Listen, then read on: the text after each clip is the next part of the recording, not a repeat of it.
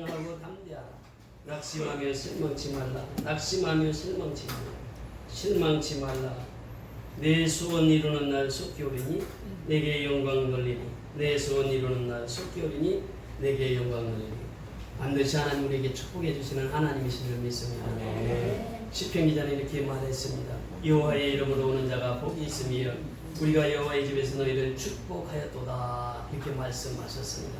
시편 118편 26절의 말씀입니다. 여호와의 이름으로 오는 자가 복이 있습니다. 오늘 여호와의 이름으로 이 자리에 나온 줄 믿습니다. 그러니까 여러분은 복된 사람이에요. 주님께서 우리에게 말씀하십니다. 우리가 여호와의 집에서 너희를 축복하였도다 말씀하십니다. 하나님은 여호와의 집에서 축복하시는 하나님이신 줄 믿습니다. 하나님의 집은 축복의 장소예요. 말씀을 통해서 축복해 주시고 말씀을 통해서 하나님의 살아 역사하심을 경험케 하는 것이 바로 여호와의 집, 하나님의 집, 교회인 줄 믿습니다. 교회에 나온 여러분들 환영합니다. 여러분을 축복하십니다. 같이 인사 나누시겠습니다. 하나님 반드시 축복하십니다. 하나님 반드시 축복하십니다. 하나님은 반드시 축복하십니다. 시편 기자는 또 이렇게 말합니다. 하늘에서는 주 외에 누가 내게 있으리요 땅에서는 주밖에 나의 사모할 자가 없나이다. 시편 73편 25절의 말씀입니다. 그 하늘에서는 주 외에 누가 있으리요 그러면서 또 땅에서는 주밖에 나의 사모할 자가 없나이다.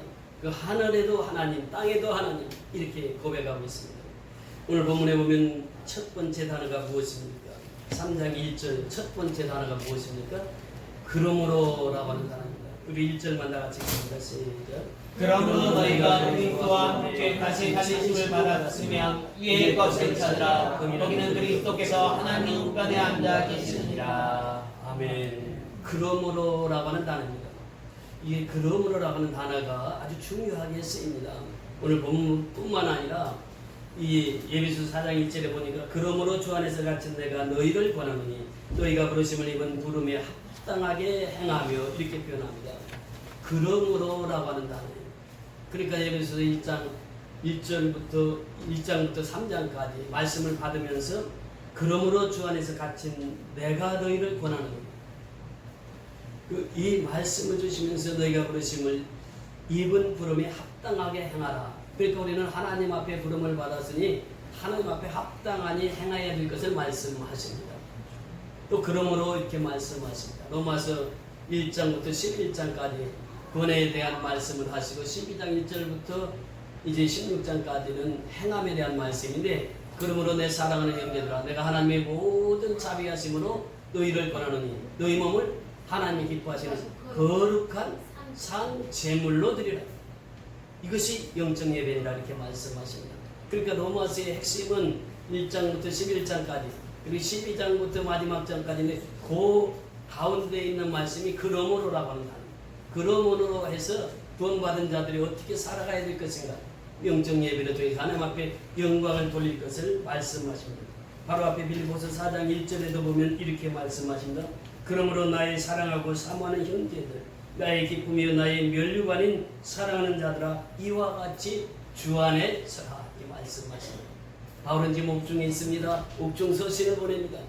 그러면서 그 기쁨의 소식을 알리면서 그러므로 나의 사랑하고 사모하는 형제들 나의 기쁨이요 면류관인 사랑하는 자들아 이와 같이 어디 안에서 서라? 주 안에서 서라. 주 안에서 서라. 이것이 이제 빌립보서를 정리하면서 주시는 말씀입니다. 그러면서 사도 바울은 이렇게 고백합니다. 그러므로 사랑하는 형제들아 견고하며 흔들리지 마며 주의 일에 더욱 힘쓰는 자들이더라. 그리스도께서 힘쓰는 자들이더라. 이는 너희 수고가 헛되지 않는 줄을 알미니라. 이 말씀은 부활장에서 마지막 결론으로 우리에게 말씀하시는 내용입니다. 그러므로 내 사랑하는 형제들아 견고하며 흔들리지 말며 그 부활의 신을 굳건하게 잡고 견고하게 쓰고 흔들리지 말라고 하는 것이 주의 일에 더욱 힘쓰는 자들이더라. 하나님의 일에 더욱 힘쓰는 자들이더라.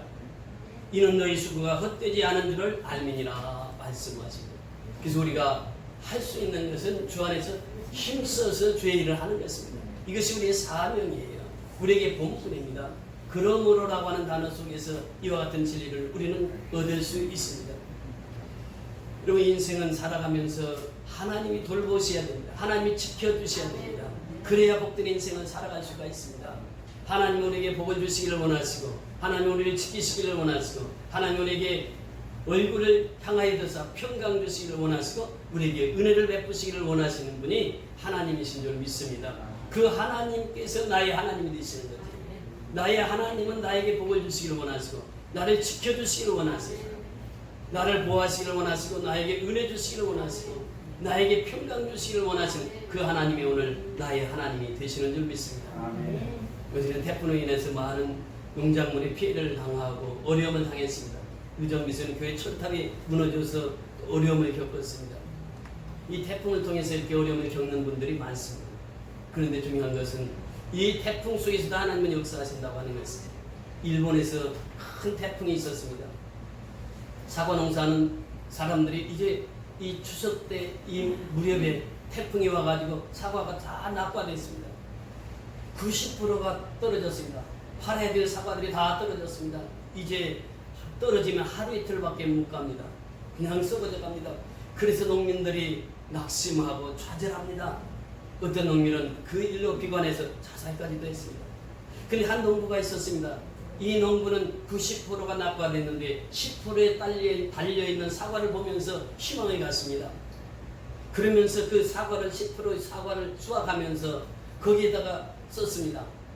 떨어지지 않는 사과, 합격 사과. 그걸 써가지고 그 시험생들에게 파는데 10배를 더 받았습니다. 보통 사과에 10배를 받았는데 떨어지지 않는 사과, 합격 사과를 사는 사람들이 줄을 서가지고 그 사람이 그 어려움을 극복했다고는 이야기입니다. 우리가 살다 보면 어려움을 당합니다. 힘든 일을 당합니다. 보통 사람들은 그 힘든 일, 어려운 일에 치우쳐서 낙심하고 낭망합니다. 그런데 믿음의 사람은 10%의 가능성을 봅니다. 그 10% 속에서 생명이 있음을 발견합니다. 이것이 바로 선교의 역사예요. 정말 우리가 미얀마 땅을 처음 밟을 때는 도무지 이곳에 희망이 싹이 보이지 않았습니다. 완전 쓰레기 더미에다가 사람들도 만나보면 다 그렇고 그런 사람들이 고장난 사람들이 대부분입니다. 정상적인 사람이 없어요. 그런데 그것에 소망의 꽃이 피는 것을 보았습니다. 이번 선교여행을 통해서 가장 보람이 되었던 것은 반드시 내가 너를 축복하리라. 반드시 내가 너를 들었으리라. 우리 선교의 연합교회를 들었으시는 하나님을 경험하고 돌아왔다고 하는 것입니다. 이 10차까지 선교하면서 정말 하나님께서 우리 선교연합교를 어떻게 들어쓰시는가를 두 눈으로 똑똑히 확인하고 왔습니다. 여러분, 황무지와 같은 것이 희망의 꽃이 핍니다. 이것이 바로 미얀마의 선교 사역입니다. 하나님께서 그렇게 들어쓰시는 모습을 보게 됩니다. 우리는 예수와 함께 죽은 자들입니다. 예수와 함께 죽은 자들은 예수와 함께 다시 사는 것입니다. 오늘 본문에 그렇게 말씀하십니다. 우리가 살아있다고 하는 것은 예수와 함께 죽었기 때문에 살아있는 것이에요. 그래서 오늘 본문 1절에 다시 보면 그러므로 너희가 그리스도와 함께 다시 살리심을 받았다면 나는 죽은 자예요. 그런데 그리스도와 함께 다시 살아난 자가 되었습니다. 그러니까 그리스도와 함께 죽은 자만이 다시 살 수 있다고 하는 것이에요. 죽지 않고는 다시 살 수가 없는 것입니다. 다시 살리심을 받았으면 무엇을 찾으라? 위의 것을 찾으라. 위의 것을 찾으라. 위의 것을 찾으라. 이것이 바로 본문 핵심입니다. 오늘 말씀의 제목이 무엇입니까? 위의 것을 찾으라라고 하는 것이에요. 그럼 위의 것이 있으면 또 무엇이 있습니까? 아래 것이 있어요. 하늘의 것이 있으면 무엇이 있습니까? 땅의 것이 있습니다. 그래서 성경은 친히 우리에게 설명해 줍니다. 땅의 것은 무엇인지 5절 내려가서 보십니다. 5절 시작. 그러므로 땅에 있는 지체를 죽이라. 음란과 부정과 사욕과 악한 정욕과 탐심이니 탐심은 우상 숭배니라. 자, 그러므로 땅에 있는 지체를 죽이라라고 하는 것입니다. 아래 것을 죽이라고 하는 것입니다. 땅에 있는 지체를 죽이라고 하는 것입니다. 이것은 무엇이니? 음란과 부정과 사욕과 악한 정욕과 탐심. 탐심은 곧 뭐예요? 우상 숭배니라. 우상 숭배입니다. 하나님을 더 사랑하는 모든 것이 우상 숭배입니다. 이 땅의 것은 바로 음란과 부정과 사욕과 악한 정욕입니다. 탐심입니다. 이것이 바로 죄로 연결되는 것이죠. 그래서 우리가 살아가면서 땅의 것을 죽이지 않으면 위의 것을 바라볼 수가 없다. 위의 것을 찾을 수가 없다. 위의 것을 구할 수가 없다고 하는 것이, 위의 것을 생각할 수 없다고 하는 것입니다. 자, 그렇다면 위의 것이 무엇이냐? 12절 이하에 잘 말씀해주고 있습니다. 12절부터 같이 보십니다. 12절부터 3장 12절 시작. 그러므로 너희는 하나님의 택하사 거룩하고 사랑받는 자처럼 긍휼과 자비와 겸손과 온유와 오래 참음을 옷입고 누가 누구에게 불만이 있거든 서로 용납하여 피차 용서하되 주께서 너희를 용서하신 것 같이 너희도 그리하고 이 모든 것 위에 사랑을 더하라. 이는 온전하게 매는 때니라. 그리스도의 평강이 너희 마음을 주장하게 하라. 너희는 평강을 위하여 한 몸으로 부르심을 받았나니 너희는 또한 감사하는 자가 되라. 그리스도의 말씀이 너희 속에 풍성히 거하여 모든 지혜로 피차 가르치며 권면하고 시와 찬송과 신령한 노래를 부르며 감사하는 마음으로 하나님을 찬양하고 또 무엇을 하든지 말이나 일이나 다 주 예수의 이름으로 하고 그를 힘입어 하나님 아버지께 감사하라. 아멘. 그러므로 위의 것을 생각하고 위의 것을 찾고 위의 것을 구하는 이 사람들에게 주님 말씀하시기를 너희는 하나님이 택하사 거룩하고 사랑받는 자처럼 긍휼과 자비와 겸손과 온유와 오래 참음을 옷 입고 이렇게 표현합니다. 그 다음에 피차 용서하고 또 14절에 보니까 이 모든 것 위에 사랑을 더하라. 이는 온전하게 매는 때니라. 이 모든 것 위에 무엇을 더하라고요? 사랑입니다. 여러분, 사랑은 하나님께서 우리에게 주신 가장 큰 선물입니다. 사랑 없이는 선교할 수 없습니다. 사랑 없이는 이웃을 섬길 수 없습니다. 사랑 없이는 우리가 예수와 함께 죽고 예수와 함께 살 수가 없습니다. 예수와 함께 죽고 예수와 함께 산 사람은 그 사랑으로 덧입어요. 사랑이 있어야 선교할 수 있습니다. 사랑이 있어야 영혼을 사랑할 수 있습니다. 사랑이 있어야 전도할 수 있습니다. 사랑이 있어야 선교할 수 있습니다. 사랑이 있어야 교회를 지을 수가 있어요. 가정을 새롭게 지어줄 수 있습니다. 사랑 없이는 될 수가 없습니다. 이게 모든 것 위에 사랑을 더하라. 그러면서 15절 이하 중요하게 말씀하십니다. 이 그리스도의 평강이 너의 마음을 주장하게 하라. 여러분, 예배를 드리고 나면 내 마음속에 무엇이 맙니까? 하나님의 평강이 맙니다. 이것이 샬롬이에요. 그래서 예수 믿는 사람이 가장 좋은 인사는 무엇입니까? 샬롬입니다. 샬롬, 샬롬. 이것이 바로 예수 믿는 자의 가장 큰 인사가 되는 것이죠. 너희 마음의 평강이 주장하게 하라. 내 마음속에 염려가 있고 내 마음속에 근심이 있고 내 마음속에 두려움이 있다고 하는 것은 예수를 잘못 믿는 것이 예수 믿는 사람 내 마음속에 평강으로 가득 차야 됩니다. 그래서 어느 곳에 가든지 기쁨이 있어요. 어느 곳에 가든지 감사가 있습니다. 평강을 가득 채우면 그렇다 그 말입니다. 그러면서 15절에 그리스도의 평강이 너희 마음을 주장하게 하라. 너희는 평강을 위하여 한 몸으로 부르심을 받았나니 너희는 또한 감사하는 자가 되라. 감사는 누가 할 수 있다고요? 내 마음속에 평강을 가득 찬 사람이요. 이번 주에 추석 명절이 있습니다. 예수 믿는 우리는 그리스도의 평강으로 가득 채워야 돼요. 그래야 가족을 만나면 감사하는 자가 되는 것이, 내 마음속에 두려움이 있고 내 마음속에 염려가 있는데 어떻게 상대방에게 평강하라, 감사라고 할 수 있겠습니까? 내가 먼저 그리스도의 평강, 하나님의 말씀으로 충만하게 제공을 받아서 평강을 누릴 때에 우리는 감사한 마음으로 가족을 만나게 될 줄 믿습니다. 16절에 보면 그리스도의 말씀은 너희 속에 풍성히 가해 모든 죄를 피차 가르치며 권면하고 시와 찬송과 신령한 노래를 부르며 감사하는 마음으로 하나님을 찬양하고. 여기 핵심은 찬양입니다. 이제 하나님 앞에 은혜를 받고 구원을 받았사오니 그 말씀 안에서 우리에게 계속 말씀하시는 것은 무엇이냐? 살아계신 하나님을 찬양하라, 하나님을 높이라 라고 하는 것입니다. 여러분, 모든 것은 찬양으로부터 시작됩니다. 여러분, 기도도 찬양으로부터 시작됩니다. 찬양을 하다 보면 기도가 나오게 되어 있습니다. 그래서 우리가 신앙생활하다 기도줄이 막히면 제가 제일 먼저 권면하는 것이 있습니다. 찬양을 부르세요. 찬양을 부르세요. 특별히 보혈의 찬송을 부르세요. 보혈의 찬송을 부르다 보면 나도 모르게 기도의 문이 열리게 되는 것이요.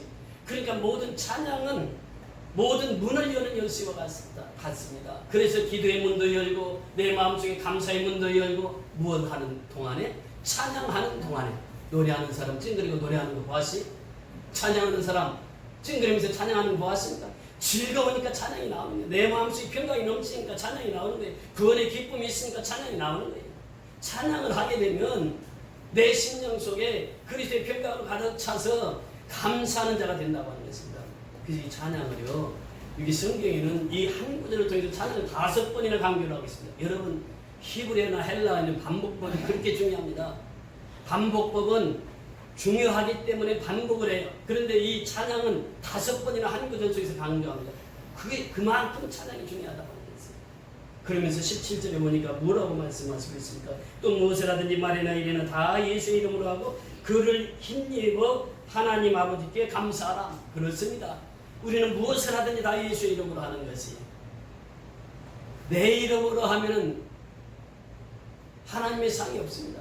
무엇을 하든지 누구의 이름으로 해야 된다고요? 예수의 이름으로 해야 되는 거예요. 기도를 해도 예수의 이름으로, 찬양을 해도 예수의 이름으로, 무슨 일을 해도 예수의 이름으로 해야 돼요. 선한 일을 해도 예수의 이름으로, 이거 예수의 이름으로 하라.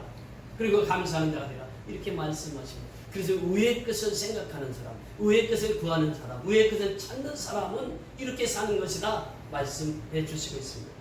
자, 보세요. 3장 1절 다시 가서 보십니다. 시작. 그러므로 너희가 그리스도와 함께 다시 살리심을 받았으면 위의 것을 찾으라. 거기는 그리스도께서 하나님 우편에 앉아 계시니라. 위의 것을 생각하고 2절 땅의 것을 생각하지 말라. 땅의 것 말씀을 드렸습니다. 생각하지 말고 위의 것을 생각하고 살라. 자, 3절 같이 읽습니다. 시작.